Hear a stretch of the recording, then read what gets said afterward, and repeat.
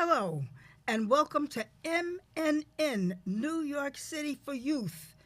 This is Inez E. Dickens, and I want to thank you for tuning in. We have a very exciting program for you today because we have two sitting judges from New York County, and we have a formidable district leader who has many firsts that I can talk about. We have with us Judge from the Supreme Court, Christopher Chin, who is now presiding over the motor vehicle part in Supreme Court. Do I have that right? That's correct. Okay, great. And you were elected in 2021 as civil court. Correct. Okay, great. And before you became a judge, you were what? Tell me something. I was a trial lawyer for many, many years. Okay. So I tried cases in the 5 boroughs and a couple in federal court as well. Okay, all right. And you did motor vehicle accidents, etc. I did motor vehicles. I did trip and falls. I did the scaffold law cases, all types of cases. Okay, all right. So then that means my uncle was set in Supreme Court, and I had a cousin that sat in civil court.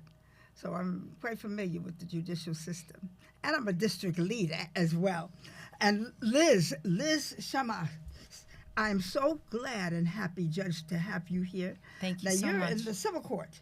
I was elected to civil court, and I sit in New York County Criminal Court now. Now, what does that mean? When you tell me something. What happens is there's an option for the administrative judge to place us either in family court, criminal court, or civil court when we're elected.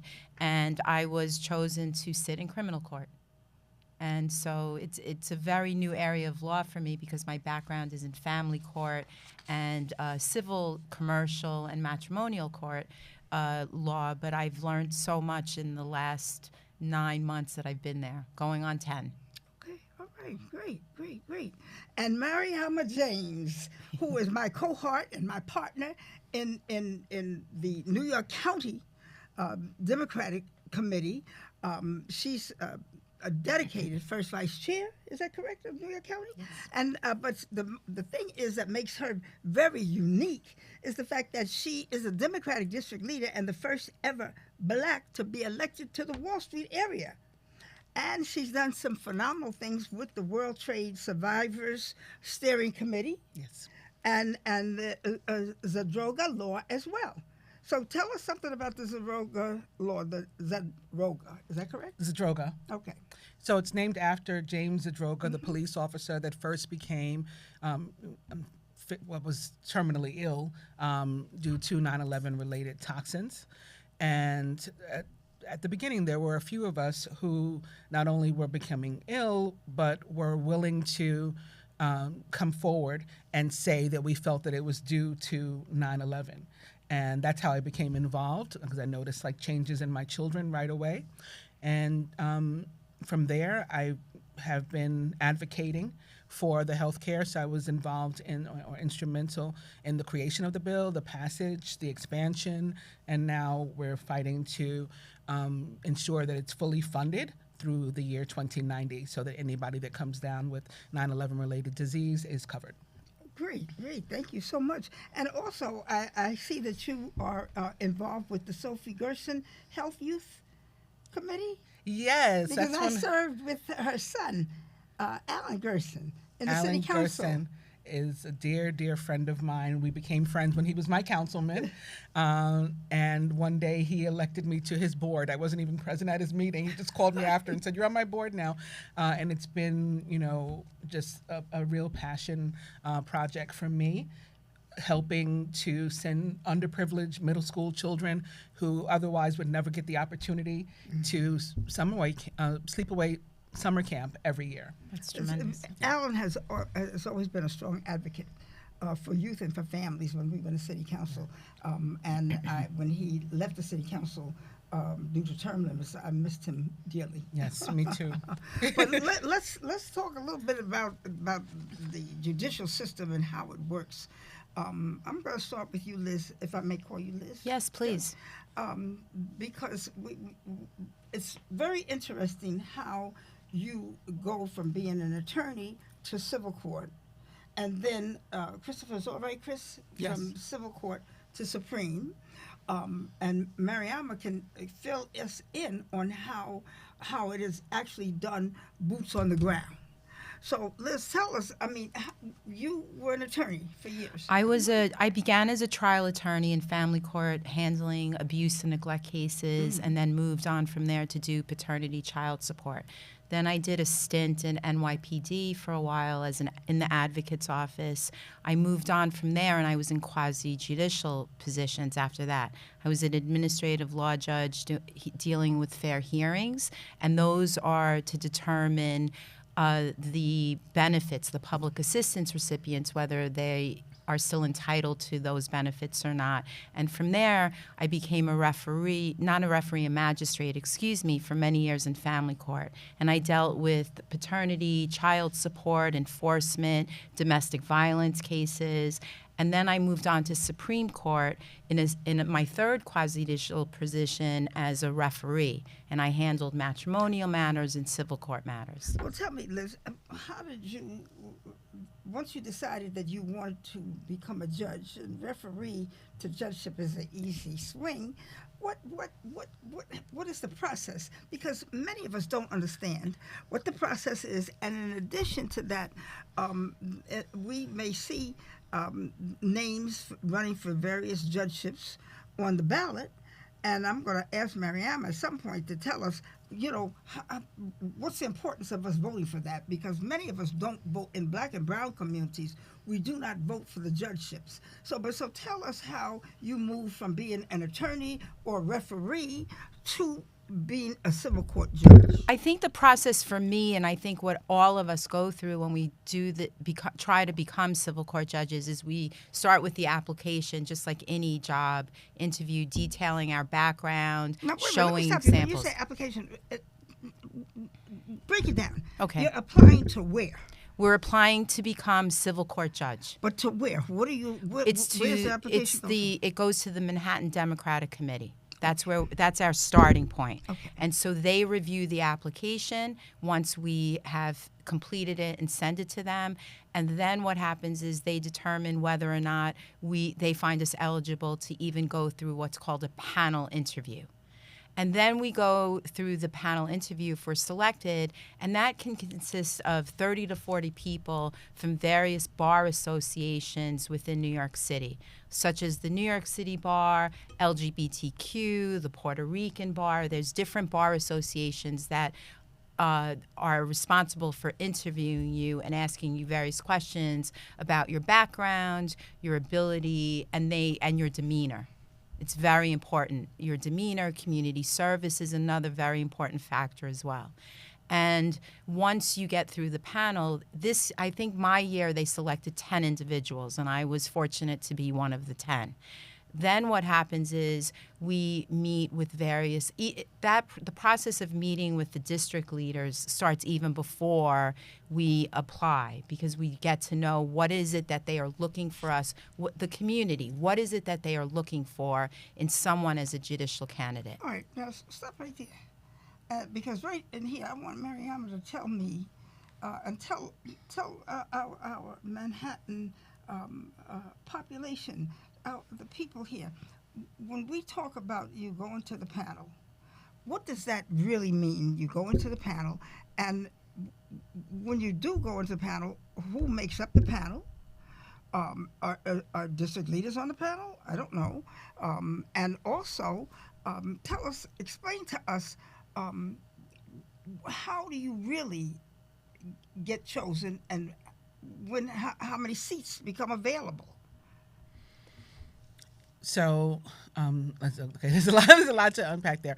So the panel, to my understanding, similar to what Liz said, tends to be made up of lawyers, other judges or former judges, retired, who can really make an assessment as to who they deem, particularly eligible. And bar associations as well. Bar associations, absolutely. Most highly qualified. Yeah. There's also professors. Yes. Right, professors as well, law school professors. And part of that is once a panel is set in place and an attorney goes before the panel, what is the process after that? politically? Because even though we say the judicial system is free of politics, it really isn't when you're seeking to become a judge. Can you explain a little about I think that? particularly in Manhattan, it really isn't because we have no Republican officials in New York County, in Manhattan. So you know that when you're applying to be a judge, you probably need to be a Democrat in order to actually get elected or nominated, because you do have to apply to the Democratic Party, Yes. as Liz said. So once that happens, well, it starts with the panel, as she mentioned, and those panels are made up of, I've just recently learned, community-based organizations, law professors, other retired judges, and active lawyers, bar associations, members of bar associations, and they decide based on the interviews and the applications who they feel is deemed most highly qualified. Now, there's a written part to that, to going into the panel. Is that correct?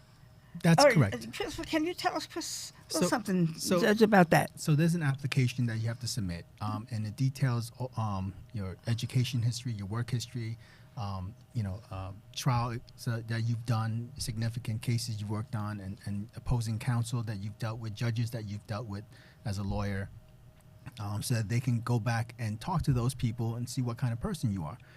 Because even if you're very successful, you might not be a great guy and maybe not a good fit for the bench. So they want to make sure they talk to everybody that's dealt with you in so-called your natural habitat, when you're under the fire of a trial, or oral argument, whatever it may be. Particularly with the civil court, because the civil court is the people's house. Correct. That's the people's court. Right. So they want to make sure that you have the patience to deal with self-represented individuals, criminal defendants, family court, people who come into family court seeking help.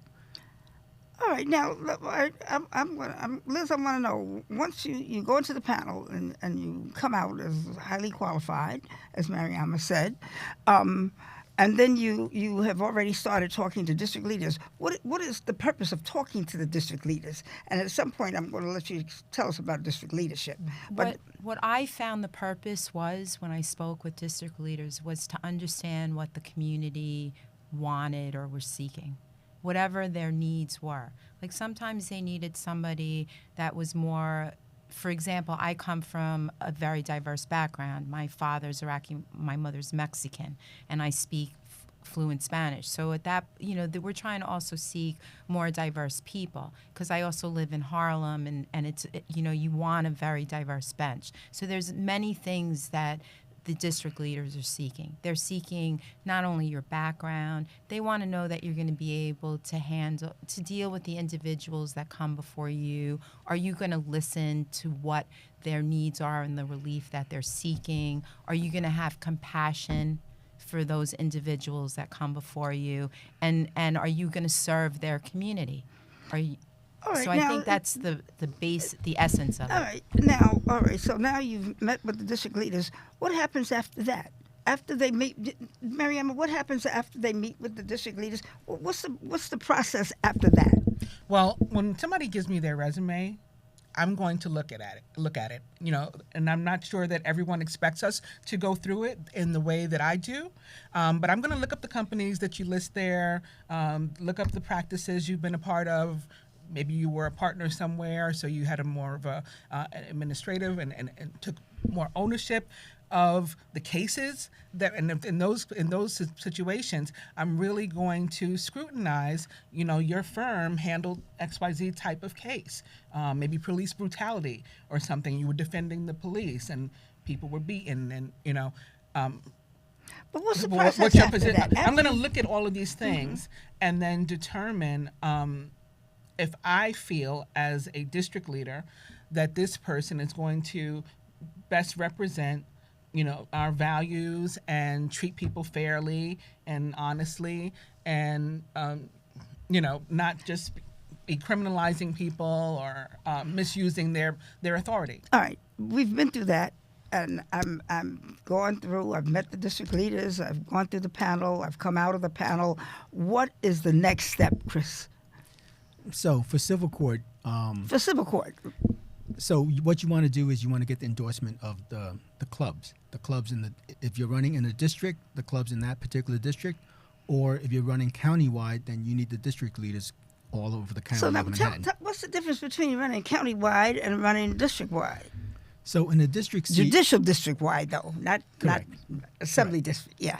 so for a district seat, you're more concerned with the Democratic clubs and the people in that district, and you need to make sure that you get their support. In a countywide race, you need to get the support of all the district leaders all over the county of Manhattan.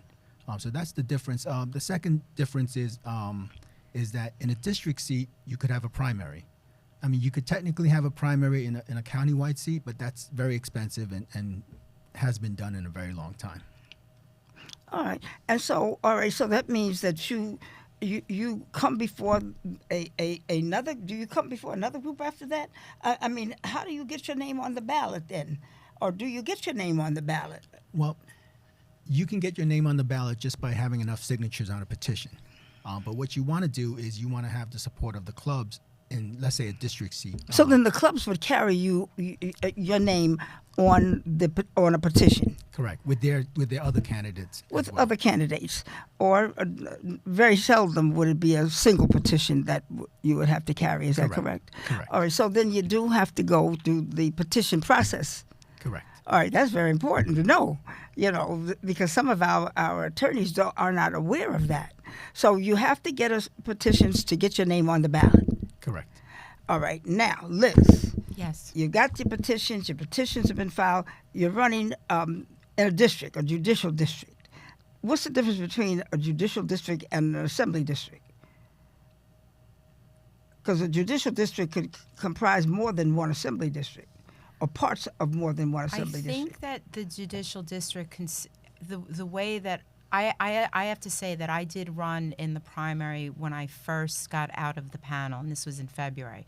I pulled out because I was with two other people, and I was running in District 2, and District 2 comprised of not just Chinatown, Lower East Side, but it also enveloped part of Chelsea and part of the East Village. So that's where it might be different versus an assembly district. So it can comprise more neighborhoods that in the judicial district, whereas like in assembly district, you're my assembly member in Harlem. And so they're very specific districts. So there. then a judicial district could comprise of parts of several. Yes, All right, exactly. great. That's good to know. All right, that's good for us to know. So, all right, you get your name on the ballot, and in New York County, because we're talking about in Manhattan, but in New York County,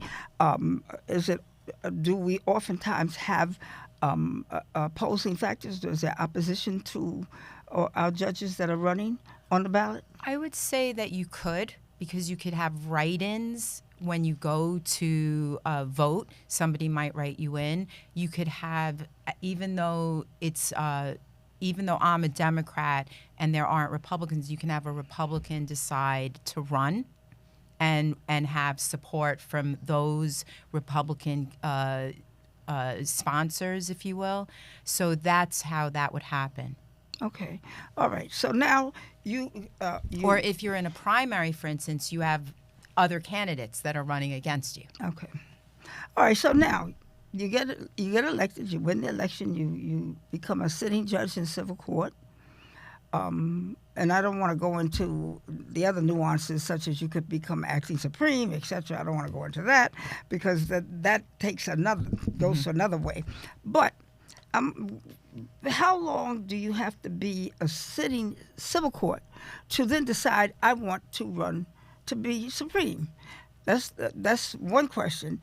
And then the other question that I'm going to really pose to you, so I'm going to give it to you now so you can think about the answer, is that how is determined how many vacancies? And are the vacancies in a judicial district? Are the vacancies countywide? Or can they be in both or one or the other? Think about it. Chris? So for the first part of your question, I don't believe there's any rule that says, you have to wait a certain amount of time.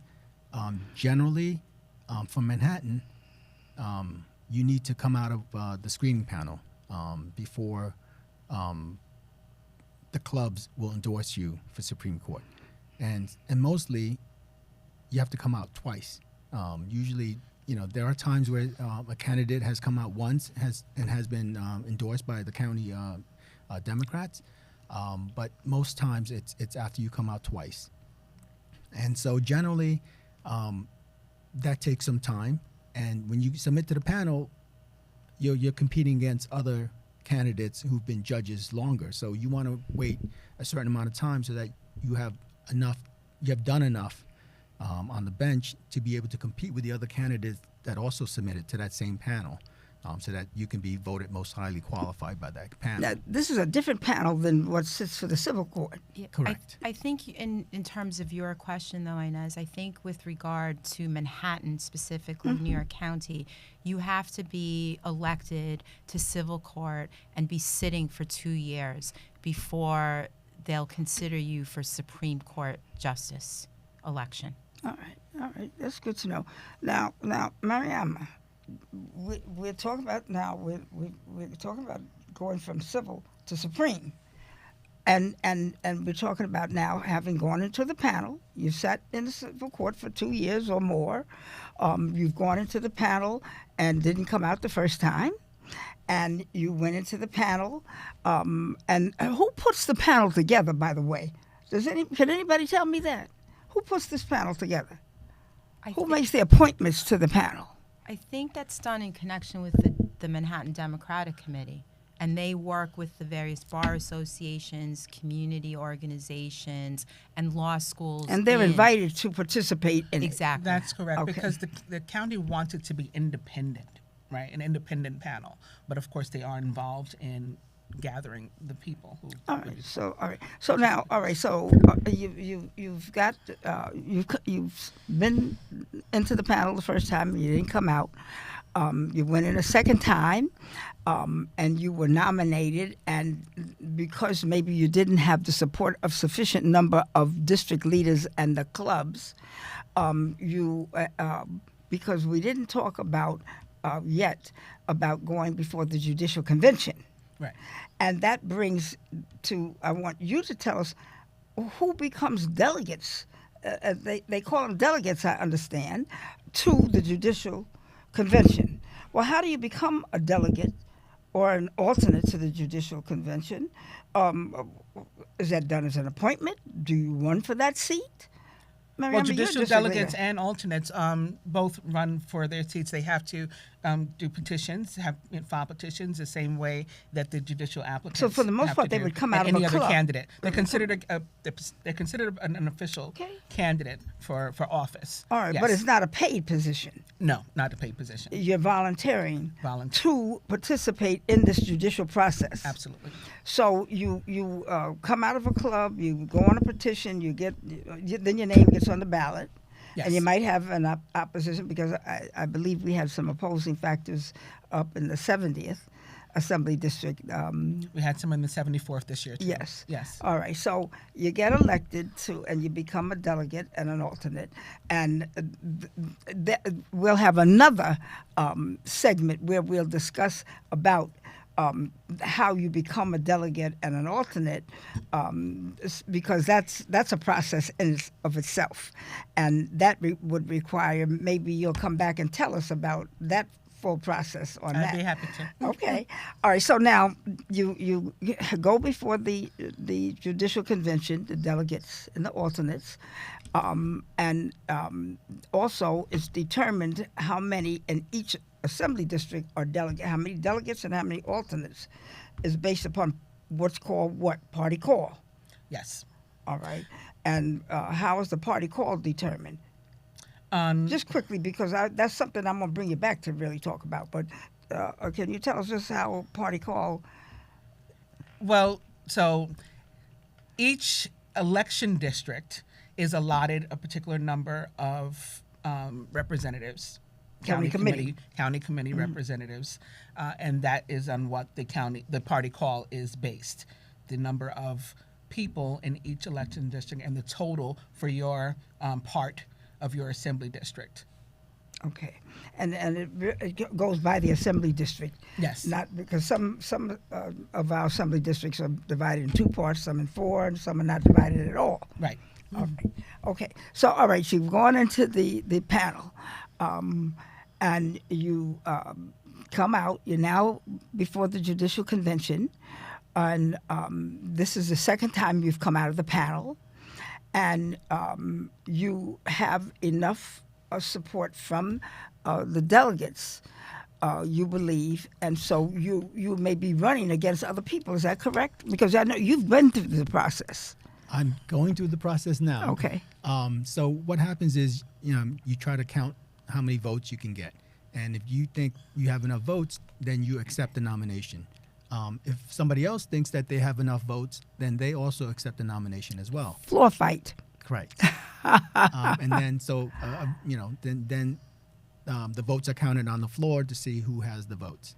All right. And if there's more than two, then obviously the number 3 vote getter is eliminated, and then I think another count is done. All right. So now you win. You won the nomination from the Judicial Convention through the delegate process, and does your name go on the ballot at that point? Yes. All right. So then you still have to run with the public, Correct. depending upon whether you're countywide or whether you're from a judicial district. Well, all of the Supreme Court seats are countywide. Okay. Excuse me. All right. That's different from the civil court, Correct. which we want our public to understand. Right. And there's no primary for a Supreme Court seat. It's all by convention. So once you get on the ballot from the convention, the only opposition you could have is from other parties, like the Republican parties, other Working Families Party, and other parties that might have a line on the ballot. So you could possibly have an opponent, but rarely. correct. But it is a possibility. Correct. And can there be a write-in on that, like we talked about with the civil? Right. There can always be a write-in, but Okay. it's harder to, I guess, coordinate a write-in campaign that can defeat Yes. somebody I who's just on want the our ballot. public to understand the full process.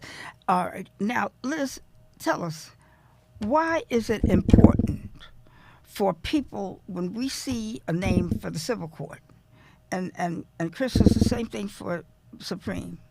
When we see a name on the ballot, in black and brown communities, frequently we vote for running for district leader, we vote for mayor, we vote for borough president. But when we get down to the judges, oftentimes we don't vote at all. We don't choose a name. We don't. We're the public. I'm now talking about, not the district leaders or the clubs, the members that are participating in the process, but a voter. Frequently in our communities, we don't vote for the judge, either yay or nay. We just don't. We don't understand the importance. Why is it important for us to vote for that judge in light of they may or may not have an opponent? Sorry, 1 second. Yes, do you mind stopping banging on the table? Just is capturing on the mic. Just giving you a heads up. She's expressive. I know. It's extremely important because A, you don't want to throw your vote away. You don't want to not have a say on who's going to sit on the bench, because there could be, as we stated before, a write-in, or someone else, like a Republican candidate, may end up getting on the ballot, and you don't want to throw your vote away ever. It's your vote. It's inherently your vote. Never Yes. throw it away. Secondly, you want to ensure that we have a diverse bench. You don't want one particular type of judge always on the bench.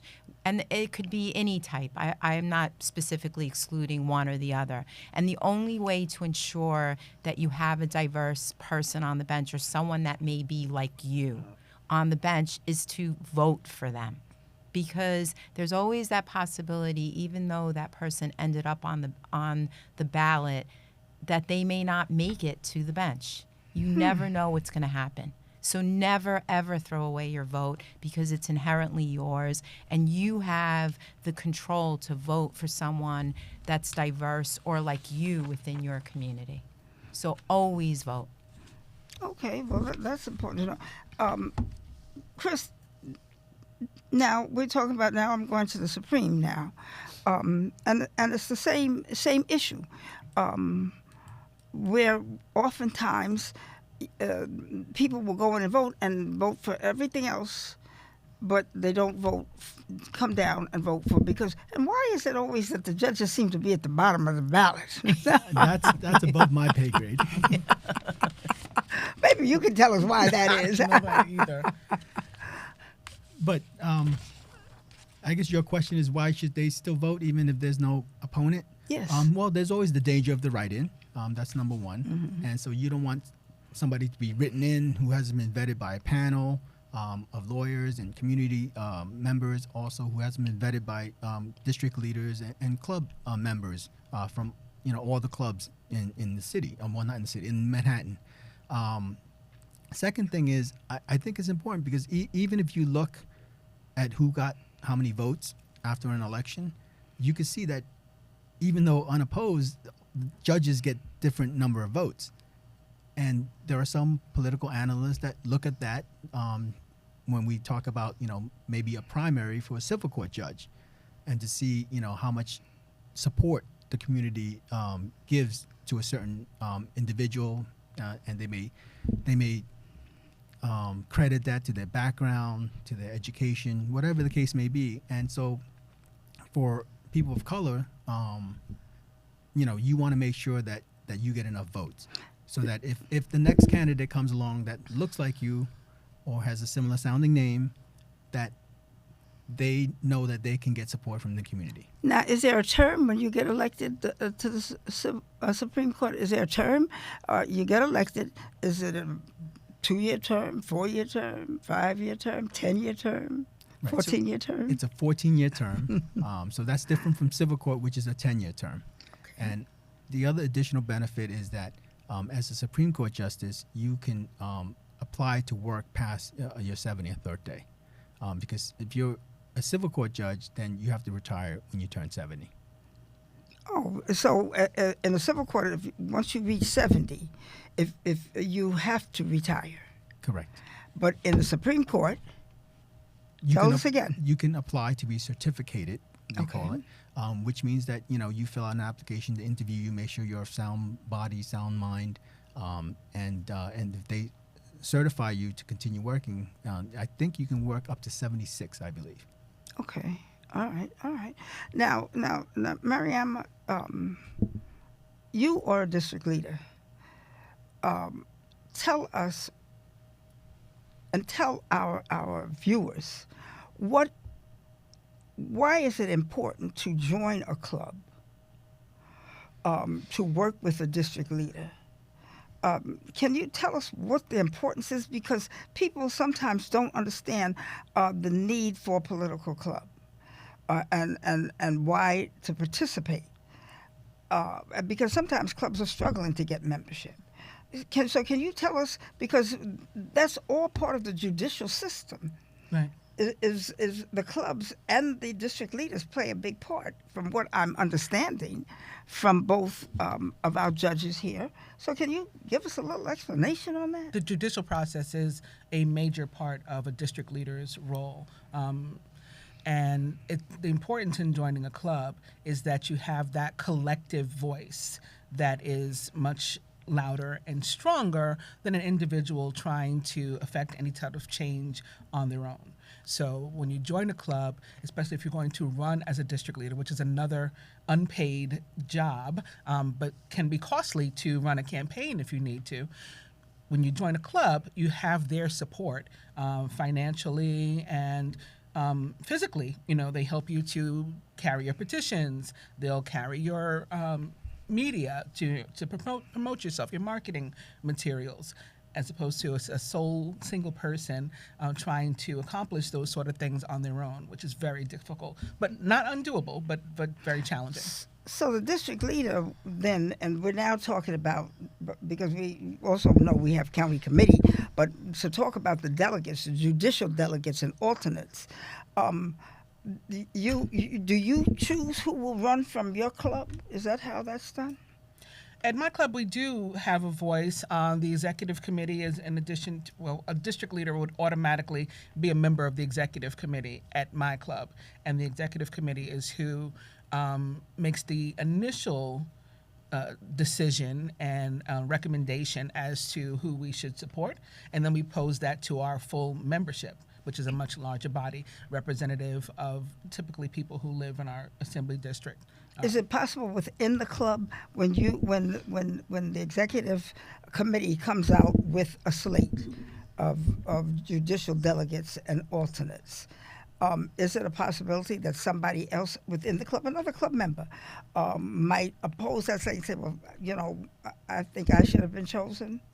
Is that a possibility? Yes, the membership has a right to choose not to vote for who we recommend and to, nominate someone else. That is a possibility. And so it's a possibility that someone else could win that delegate seat. Yes, it is. Okay. All right. And then the club would have to support that person because that would be our effective nominee. And they would be on the ballot. Yes. They would be on your petition first. Yes. And you could have an opponent in that, like we talked about in the 70th and 74th. Right, we could. Yeah. And so then now what's the purpose of the alternates? Because you might have 10 delegates and 10 alternates. What is the purpose of the alternates? And for instance, in many court cases, you have maybe 12 jurors, and you might only have maybe 2 or 4 alternates that might fill in the seats if something should happen. Right. Well, but in this case, in the judicial system, in the electorate, you have say the same number of delegates as the same number of alternates. Is there a reason why there's so many? So, in the case of the civil court nominations, it's the district leaders who vote, hopefully representative of their territories, for who we should nominate. But in the case of the Supreme Court, it is the judicial delegates who vote to nominate the nominee. So the alternates are in place in the event that a delegate cannot make it to the convention, which is typically every August. If they're not able to attend, this is not something that we do by proxy, like you need to be there, the alternate would step in. All right. Now, let's tell me, what about you now have gone through the panel, you've come out. How do you get how do you get the members, the club members, that will ultimately vote and support you? How do you get them to know who you are and what you're about? What do you do? Well, I reach out to all the district leaders. I send them a letter telling them who I am. I also will send my resume so that they know what my work experience is. This was my process. And then I would meet with each district leader if they were able to meet with me individually. I did that. And I also met with the clubs and communities. Like there would be communities that would meet and we were asked to come and speak, and I would go and explain who I am. I would meet them individually, the community members, and I would also ask any questions that they may have had about my background, about what I did, where did I come from. So any questions that they had, I would answer them. I can't answer political questions because as a judge, as you pointed out, even though the election process is political, as sitting judges or even as quasi-judicial, we can't have a political viewpoint because that would show bias. Yes. So, but that was what I did. I introduced myself to the community. Is that depending on where it was. Is it the same process that you would do for Supreme Court, Chris? Yes. I think it's still important not just to get the support of the delegates or the district leaders, but also of the club. Because at the end of the day, that's the people that are going to vote for you, and that's the people you represent. So it's important to get to know them, for them to get to know you, and to know the issues that but are involved in their life. But how do you get them to know you? I know you go to the district leader and you give them your resume and you sit down with the district leader. Do you ever go before the clubs themselves? Are you invited? And if you are invited, would you attend a club meeting to tell them something about yourself? Is that allowed even? So When we're invited, we go. If president of a club or district leader says, come, my members would like to meet you, get to know you better, we show up and we talk to them. So that's definitely allowed. The only thing you're not allowed to do is, again, be political or talk about something that may come before you. Of course, not a case, but you can go if you're running for to be a Supreme Court. Then you can go before clubs if you're invited by the district leader or the president. You can go and tell about who you are, and that will allow the club members to ask you questions about maybe some your thoughts, how you think.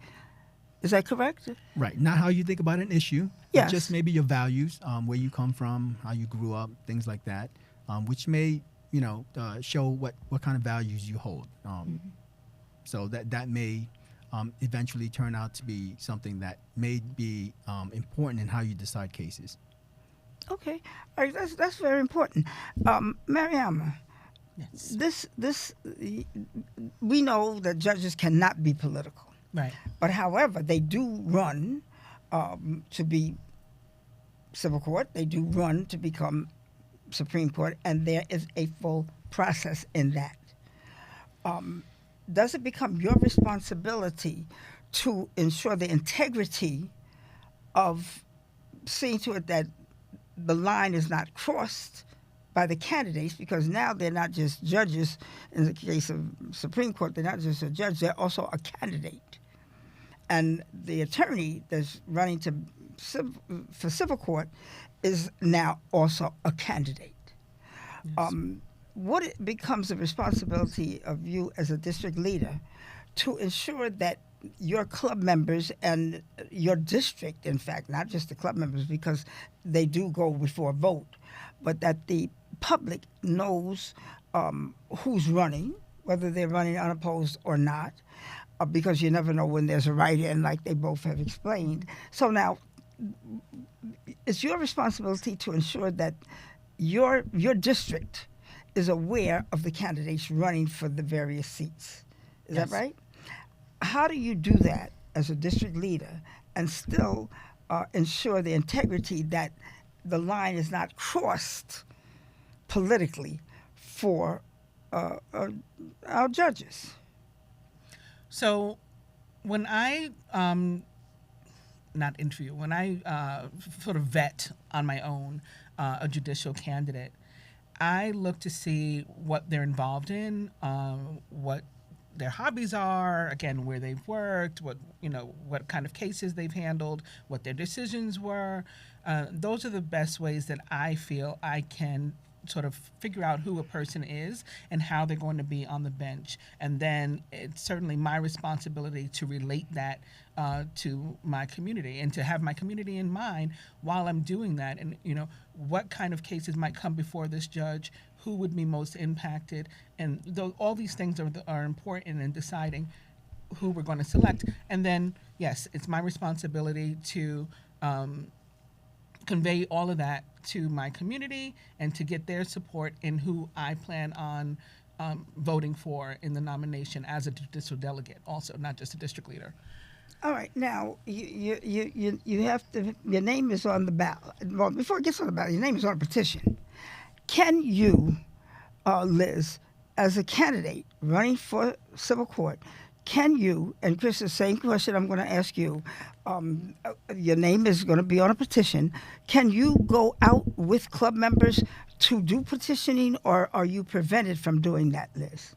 No, you can.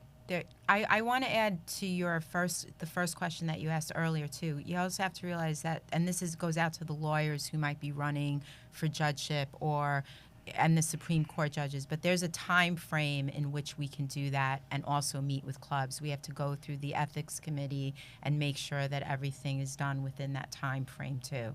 When does that time frame begin? It starts from the time that you declare yourself a candidate, and then it goes, I think it's 7 months or 6 months after you're elected. Okay, so that's the time general frame election. for a general election. With regard to the petitions, yes, we can go out with the club members because they're going to be sponsoring us with their support. Is what when I say sponsoring, I mean they're Yes. giving us their support. So there are times, and that was not my experience, but it has been other candidates where they will go out with club members to get petitions signed. And they'll go through the various neighborhoods and ask people to This sign seems petitions. like that would be a good way to get people to know you, and because sometimes people look at a judge and they see him in a black robe and Yep. sitting up high, and they get a different impression. But I would think that going out to do petitioning with club members would allow the public to see you as a human, Exactly. a human being. Exactly. With feelings and not something high aloft that is untouchable. Can you go out with a club member to do petitions? So, if I'm on the petition, I Yes. can go out. What I won't do, I guess for Supreme Court, I won't sign any of the petitions. I won't certify the signatures. So what I'll go is I'll go out with other members. Yes. And so they could say, oh, would you mind, helping us get candidates on the ballot? Here's one of the candidates. This is Judge Chin. And so they can meet me, they can talk to me, and I show them my appreciation if they would sign. And so they get to meet me, but I don't sign their signature. I don't Yes. verify the signatures. Of course.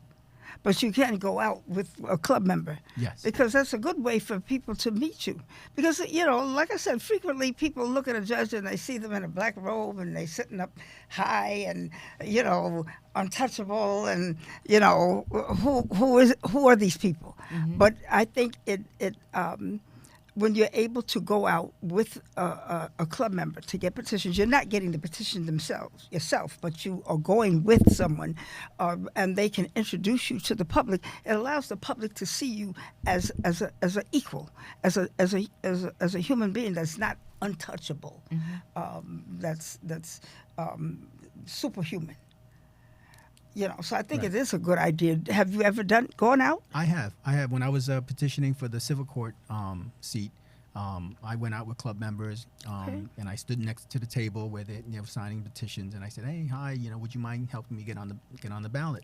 Okay. And I'm Christopher Chin. I'm running for civil court judge, at that time, and so they were more likely to stop if they saw a candidate as opposed to not seeing anybody there. Yeah. Just please sign this. Yeah, and they don't know who it is. Well, who is it? Right. Yeah, that's good. Now, Liz, and this is a question really for those who are attorneys who might be considering running for a civil court. Number one, is the process so difficult that people are discouraged? Young attorneys are discouraged from entering in the process? Is it because a lot of attorneys that I've spoken to, they really are unsure about what it is. How do you do it? And it sounds like it's so difficult that I don't want to do it.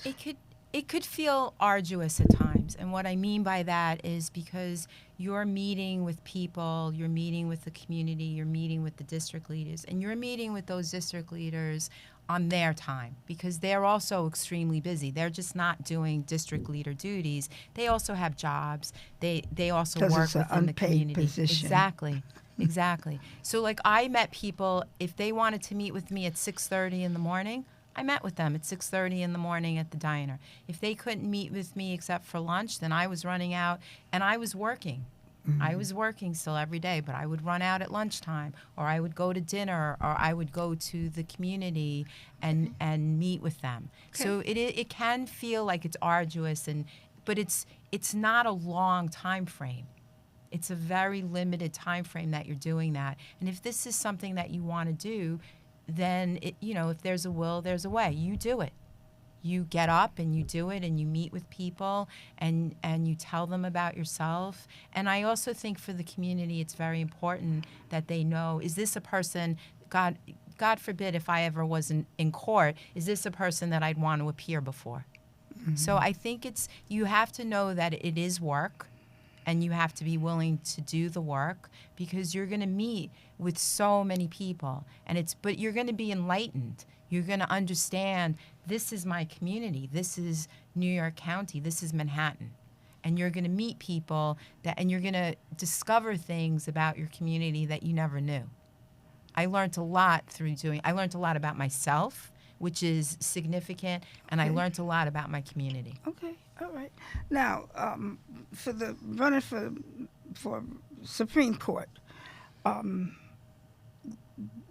is this a process that someone who is now sitting in the civil court, is this a process that you recommend? I mean, because a lot of people may be aspire, but sometimes if they don't have help or don't know just how to work it within the process, how do they get to find out? Is there some place that they can go to find out if they're sitting in the civil court and they want to, they would like to run for Supreme Court? Is there some place where they can go to find out, well, what do I do? How do I get started? Do I just...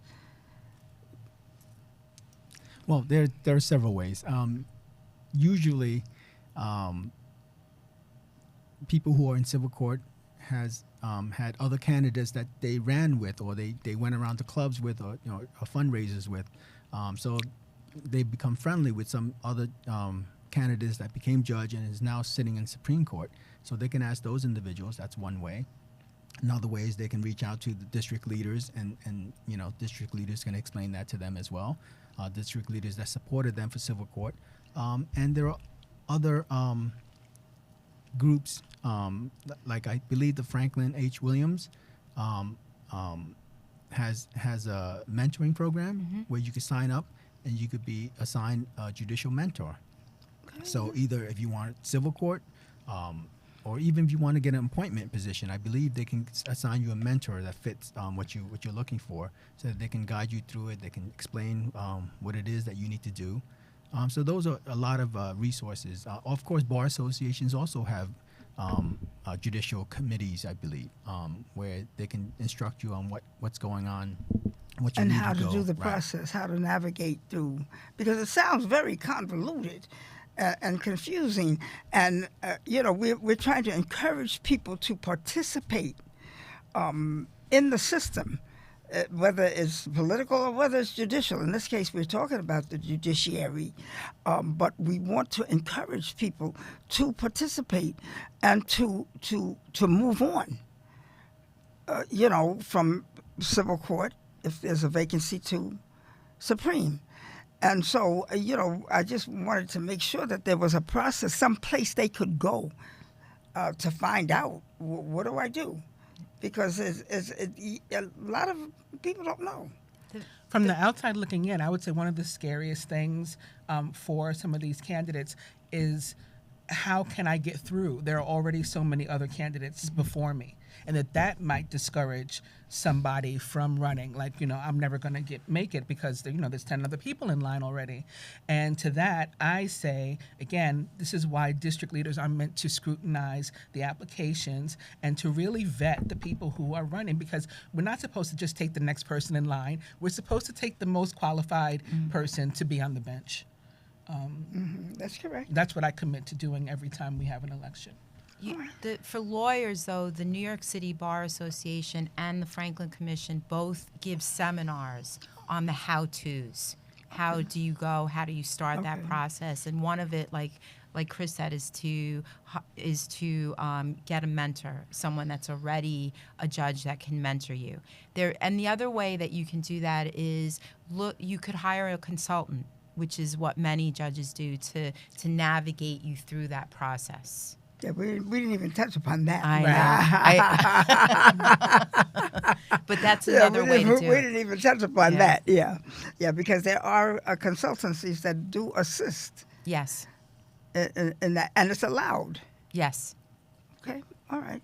And the consultant, they reach out to the district leaders. They help to introduce their candidate that's running for either civil or Supreme to the various district leaders? Is that how Yes, what they do? they're extremely instrumental, especially if you've never done this. And this was my first experience doing it. So I think that they're extremely instrumental in getting you in touch with the district leaders who are awfully busy, who have 100 people trying to get their attention. But it does help if you do have a consultant at times. I mean, you can do the process without. There are candidates that have done it without consultants, and it is doable. Probably it'll take a little bit more work for you if you don't, but I didn't have the know-how, and that's how I was able to meet the various district leaders such as Mariama here and be introduced to her. So both of you think that it's a good idea to have a consultancy, a consultant that helps you to navigate with the district leaders? Absolutely. Not only just to navigate, but just to make sure you're on the right path. Make sure you're doing the right things, going to the right events. And so they just keep you, and even at the events, they make sure you're not standing in the corner talking to your friend.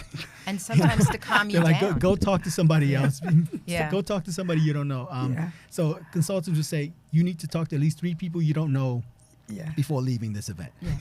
And they're your advisors, so they also can calm you down when it becomes an overwhelming process, because it does become overwhelming. You're still, conducting your own life, working and doing this, so it helps to have someone that you can vent to, if you will.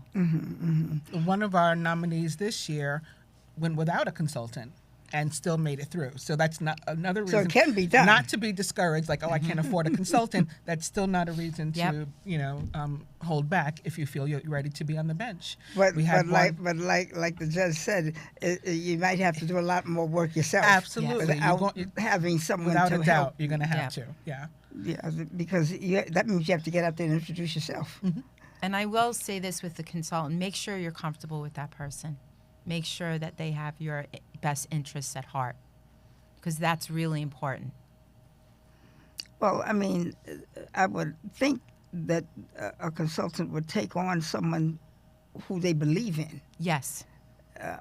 believe in their core values, believe they would make the best candidate for either civil or Yes. Supreme, rather than just take them on just monetarily. Well, I had a wonderful consultant, so I didn't have that experience that you just described. Yeah. I had an amazing experience, and my experience was truly wonderful for me. Now, how do you find out who the consultants are? I mean, is it just, do you find out when you, like, for instance, you told me you can have mentors, other sitting judges or retired judges that are mentors. Do they tell you who all the different consultants are? And are there consultants that mainly deal with civil court and others that deal mainly with Supreme, or do the consultants deal with any of it? So there are some consultants that only do civil court. My civil court consultant does not do Supreme Court. And he told me that because he doesn't want to ever go against somebody who he used to represent. Because invariably, his old candidates might be going against each other in Supreme Court. So he doesn't want to take sides. Okay. But most consultants do both, civil and Supreme. And I forgot the second part of the How question. you learn. You learn through word of mouth. Word you of mouth, ask right. other people that are sitting judges, did you have a consultant? Who did you use? What did you think? Some people will give that to you, give you that advice very freely as to who they think. Sometimes you'll meet someone in the community that will say, this is who you should use. Now, on the consultancies, do they take on one candidate for, say, they could be a consultant for one candidate for civil and one for Supreme, or do they do one at a time? How does that work? I think they can do one general. Well, I think the person that I use does do one for civil and one for Supreme. Okay. She wouldn't do 2 people in civil and 2 people because in that's Supreme. opposing. Yeah, and but, it's a but they conflict then. could do one Yes. and one. Yes. Well, if there's no conflict. correct. But I think because civil is a little different, I think maybe they can handle more than one candidate in civil, because if they all agree that this candidate is going to run in this district, that candidate is going to run in that district, so there's no conflict and they're all on board and they agree that this is okay, then I think that, the consultant can handle the two candidates running for civil, because they're never going to run against each other. Yes. But in the case where where there's a judicial delegate versus, a judicial district versus a county-wide. Again, if one candidate says I'm going for county and the other candidate says I'm never going for county, I'm only going for district, Then they can one. have the same Right. consultant. Okay. Are they very costly, or is there a standard fee, or is it negotiated? If it's more competitive? I would say that's between you and the consultant, Okay. and whatever their terms So you and fees negotiate are. that. I think so. I think Okay. that's. I don't know. Like, I have no idea what other people paid. I Oh, didn't no, ask. that's wasn't- what yeah. I meant. I Yeah. want our attorneys to know if there's a standard fee, or is it a negotiated? So it's a I think it's a negotiated negotiated fee. fee. I Okay, don't know all if right. there's Well, a I want them standard. to understand Yeah. that. right? But it is competitive, because I think this year for Supreme Court that there was some issue with two candidates fighting for a consultant. So Yes, that did happen. That must be a very good consultant. well, No, don't answer. well, all I can say is that the person who lost that fight got the seat, and the person who won the fight and that got the consultant did not win the seat. So I don't know if that's, Correct. and it has anything to do with the qualifications or abilities of the consultant, but those were the facts that how it played out. Just as a little sidebar, since you said that, did the one who won the seat, did they get another consultant? They No. did No. not. What? Yeah, they didn't have a consultant. Okay. I've also known candidates who, just said they can't afford a consultant. One a couple of years ago, her husband basically was her consultant, and she won her seat as well. Okay. But did he do that as He what, did it early- because or as he a just couple did they it for her? decided they couldn't afford to So he did it really for his wife. for his wife. Okay, but he didn't really go out and do it for other candidates. No, Oh, okay. All right. But did But a when he great found job. out he was He did a great successful at job. it, when he found out he was successful, did he go out and he decide should, he he was should gonna? be. All right, but this has been great. I'm going to ask particularly Mariama to come back, and maybe another district leader, because it sounds like within this process for both civil and supreme, that the district leaders and the clubs play a big part in the selection and the election of both for both seats, and I think it's important that our viewers understand the process, as important for young attorneys that may be interested in running, for them to understand the process as well. And the third component of this is that it's important for the voters to understand the importance of voting for the candidates, whether they have an opponent or not, because there could be a write-in, as you said, Yes. or we don't necessarily have a Republican candidate, but there could be one on Work and Family Party, a candidate. So I think that it's important for the public to understand and hear from you that have gone through the process or are going through the process, and from one who is a part of that process, District Leader Mariama, that our viewers understand the entire process and what it means and the importance for them to participate in it.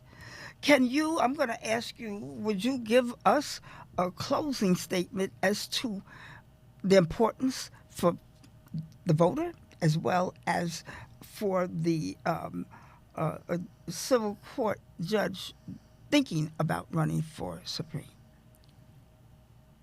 Right. So I think it's always important to vote.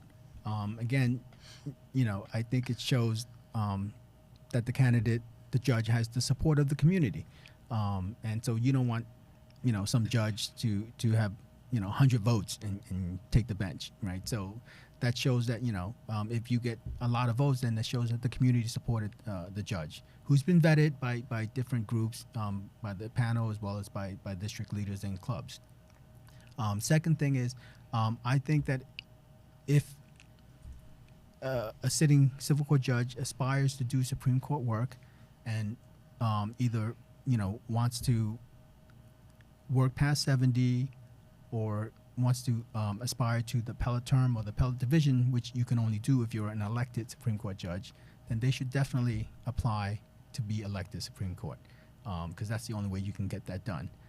The second thing about being elected Supreme Court is that you can never. So I'm currently an acting Supreme Court justice, and so what that means is that if for some reason they don't like the ruling, somebody, I don't know who, but says that they don't like the way I ruled on something, they could technically put me back down to civil court or criminal court if they choose to.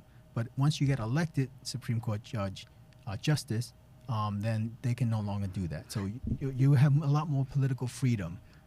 You said acting. Tell us about that. How do you get to be an acting Supreme? So after you're been elected as a civil court judge in whatever assignment you have, and you've shown that you're capable, you apply to the court leadership to get an acting position, and you tell them why you think you can handle it, and so and then they make the decisions based on what their needs are. So you can be appointed then. Who does the appointing? So it's not an appointing. Yours is assigned as an acting. Who assigns you? So I think it's a group of the leadership, going from Judge Wilson to Judge Zayas to Judge Silvera, and then in Manhattan, Judge don't Adams. just say. Tell us who Judge Silvera is. I know, but Right. tell the viewers who it is. So from top down, Judge Wilson is the chief judge Okay. of the Court of Appeals. Judge Zayas is the chief administrative judge. Okay. And Judge Silvera is the deputy chief administrative judge. All right. And I believe he's for the lower courts. So they would get Of New together York City. For the lower New York They City. get together and decide if they have a spot that needs to be filled. They'll ask you to become an acting Supreme. Is that how? Correct. And then, of course, in Manhattan, we have Suzanne Adams, who's the administrative judge of Supreme Court in New York County. And so I believe, each administrative judge requests a certain amount of judges to get acting based on their needs. And then, it goes up, and depending on how many seats are available or how many people they feel are worthy, they will place those individuals in certain Now, positions. if you are, and that brings me to another question. If you are serving as acting Supreme, does that mean that automatically you would run for Supreme Court, or not necessarily so? Not necessarily. So there are some judges, I believe Judge Nervo, who just retired, never ran for Supreme Court. He was acting for a very long time, and he felt that was good enough for him, that he didn't want to, aspire to work past 70, I guess. But isn't that hazardous? When I say hazardous, in that if you are asked to serve as acting Supreme, you could be, in effect, demoted back to civil? Correct. So I would think that most judges that are acting Supreme would be interested at some point in running for Supreme. Not necessarily? There are many that never Really? do, either because they don't want to go through the process, or they don't want to spend the money,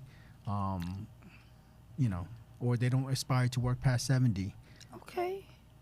Well, that's interesting. I didn't realize that myself. About that that some wanted to stay as acting Supreme. I didn't realize that. But that's very interesting to know. Do they? What about? I'm going to ask you, Liz, about the same question. I think with regard to our voters and our residents and citizens of New York City, go vote. And go to the community clubs and the political clubs, as well as you also have community events. where judges will go to meet these judges and see, is this someone that I would want to appear for before if I was in court? And with regard to civil court judges, you should understand that when we're assigned to a specific court, even though we're elected civil court judges, we can be assigned to civil court, family court, or sit in criminal court, as I am doing now. And I think it's very important as lawyers who are aspiring to be judges to know that it is a process. It can be difficult, but there's always light at the end of the tunnel. And light at the end of the tunnel is when you get elected. You could be there. It is work, though, and I'm not going to try to sweep that under the rug as if that doesn't exist. But the good thing about it is that you understand more about yourself. You understand more about what the community is and what they need and what the values are that they are looking for in a judge. And you get to meet some really, really wonderful people along the way. It is, I thought it was a tremendous process for me. So that being said. Now, you right now, you're civil court. I am. But you are serving in criminal court. I am. How did that happen? How does that happen with any judge? It's not really up to me. It's basically the needs that our administrative judge, and in my case it was Judge Adam Silvera, who's the administrative judge, the deputy chief administrative judge of all of New York City, deputy administrative judge, I should say, of all of New York City. He shares that seat with another judge. Her name is Judge Edwina Richardson. Okay, so he shares those positions with her, and she's in charge of the Office of Justice Initiatives. But and she sits on the Court of Claims now. But he's the one that ultimately, with Judge Zayas and Judge Wilson, who decides where we sit. And I think I feel very proud to think that they thought I was very capable of sitting in criminal court, even though that was not my background. Now, all right. So now you're sitting. You said, if I heard you correctly, you are sitting in criminal court, but you could have been assigned to family court. Yes.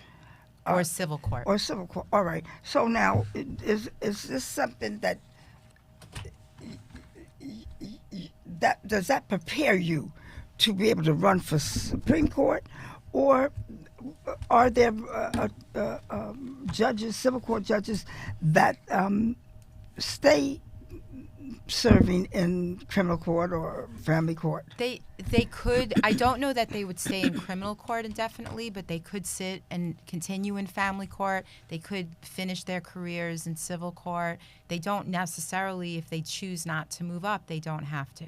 But I think for me, sitting in another court gives me, it makes me well-rounded. I understand more about the people that appear before us as judges, because you have a different community that's coming through criminal court or family court or civil court.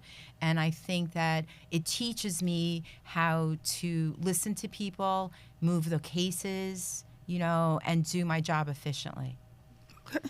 All right. Now, Mariama, I want you to give a closing statement addressing the public. As a district leader, again, telling us the importance of being a district leader, because now a lot of people say, oh, you don't get paid. What do I want to do that for? Why do you want to be a district leader? And tell us about how that does help you to help the public have the best judges that sit in our courts in New York County. Because we have the best judges. Well, many of us have that thing inside that compels us to want to serve our community. That is ultimately what led me to join a club and to run for district leader. It is really one of our primary functions to be part of the judicial process, to help to facilitate it and to participate in it. And so if you are interested in one of these unpaid offices, you want to do community service and give back, I would say if you're not up to the challenge of being part of the judicial process, and also the election process. That's another one of our primary functions, helping to staff poll sites with poll workers and things. Then maybe, run for another office, a county committee, state committee. To be a district leader, you really have to be willing to be part of this process, because we have to vet judges. More and more, we say it's not political, but more and more, particularly right now with the country being led by Republicans who believe in states, making the decisions, a lot of what we consider cases around the country are being sent back to the states. So it's important that in our state we have judges who are going to be effective and fair and humane, and really make the right decisions for the people of New York when these cases are sent back here. So as a taxpayer, as a voter myself, as a judicial delegate, as a district leader, I agree very much with Judge Shamus. I would say get out and vote, and Judge Chen. Get out and vote. It's very important that you use your right, that you are part of the process in selecting who is going to be on the bench if, God forbid, you ever have to appear before them, particularly Black and brown people. We often appear what they call pro se. We don't have a lawyer. So you want the judge to be somebody who's going to take that into consideration and treat you with the most fairness and guide you to the extent that they're allowed and that's permissible in what you need to do as a plaintiff or defendant. That's why it matters.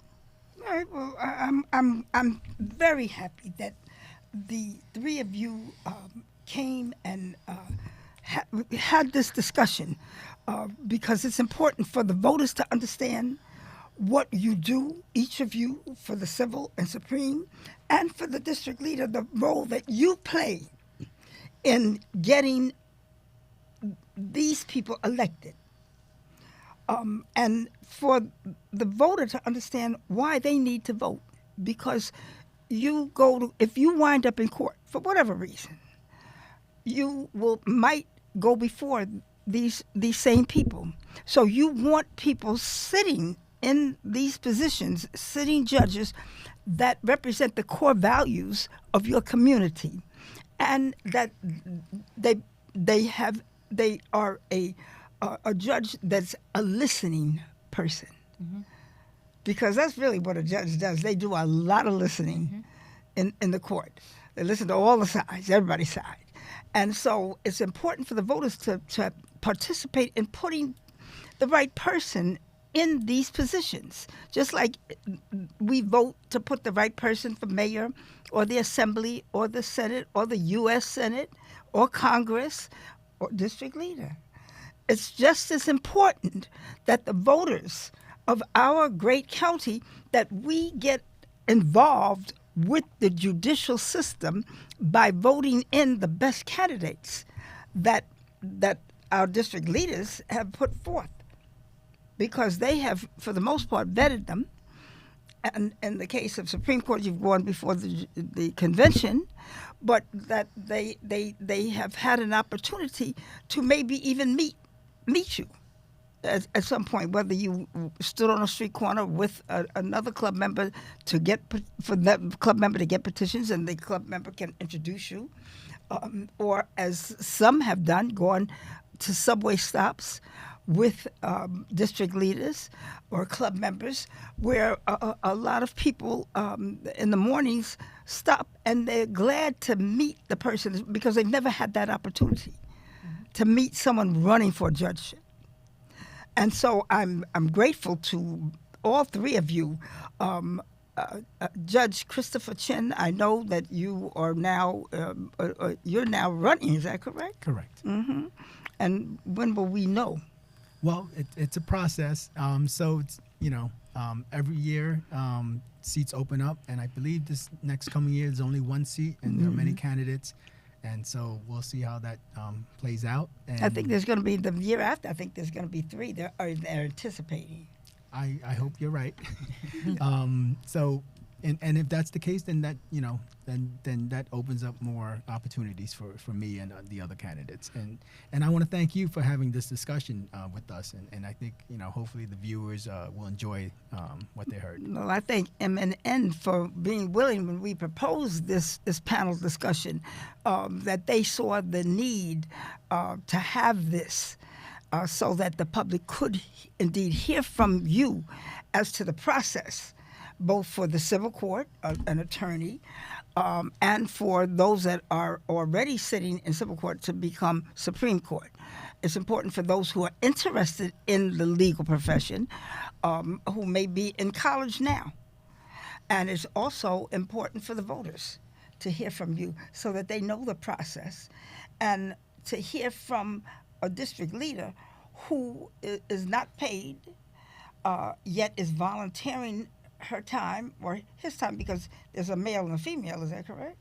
Well, It's not supposed to be a male and female anymore, I thought. now it's two people of different genders. Okay. So when we apply, we have to designate on our application, basically, F for female or M for male, or X for, perhaps trans or Okay.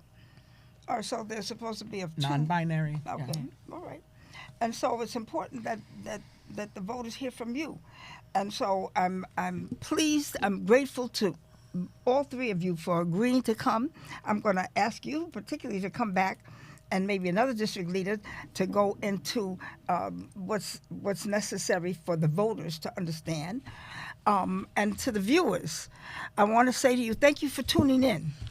I want you to stay safe, stay hopeful, and vote like your life depends upon it, because it really does. Thank you. Thank you, MNN, and thank you to the public.